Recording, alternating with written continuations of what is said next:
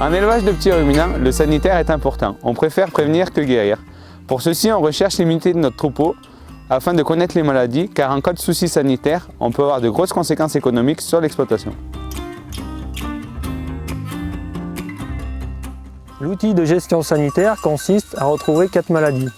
La fièvre Q, la paratuberculose et la chlamydiose pour ce qui concerne les ovins caprins. On peut rajouter le Visnamaïdi pour les ovins et le KF pour les caprins. Pour faire les statuts sanitaires, on fait les prises de sang sur un échantillon du troupeau. Ça va de 7 à 15 animaux.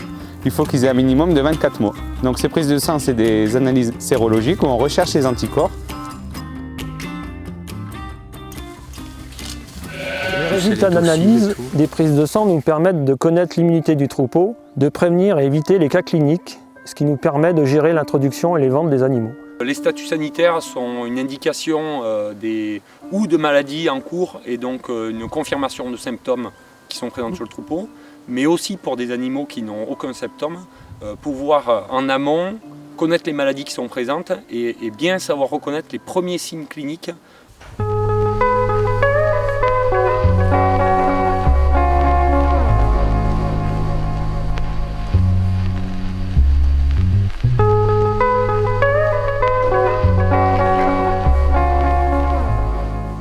Ça a vraiment été un gros coup de massue quand on a vu arriver toutes les maladies sur notre troupeau. Mon vétérinaire m'a assez vite réconforté en me disant que ce n'est pas parce que j'avais des résultats positifs que demain tout allait changer dans mon troupeau. Il n'y avait pas de raison d'avoir des résultats positifs. Ne fait pas que demain votre troupeau va s'écrouler subitement parce que vous avez des résultats positifs. Ce n'est pas les résultats positifs qui rendent votre troupeau malade.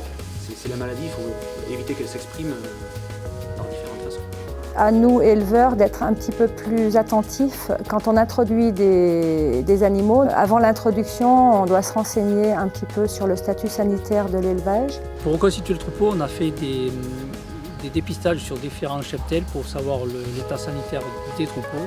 On pourrait reprendre sur plusieurs troupeaux si les troupeaux ont le même statut sanitaire, c'est pas un problème. Mais voilà, le problème c'est d'éviter justement d'avoir des statuts sanitaires différents. Lorsqu'on reçoit les résultats des statuts sanitaires, avec l'éleveur, ça nous permet de prendre un peu de recul et de réfléchir sur la conduite générale de son cheptel. Les statuts sanitaires ont été mis en place par un groupe d'éleveurs régional. Ce n'est pas obligatoire, c'est une démarche volontaire. Lors des résultats, il n'y a pas de solution toute faite, chacun construit sa solution en fonction de son troupeau et de ses choix.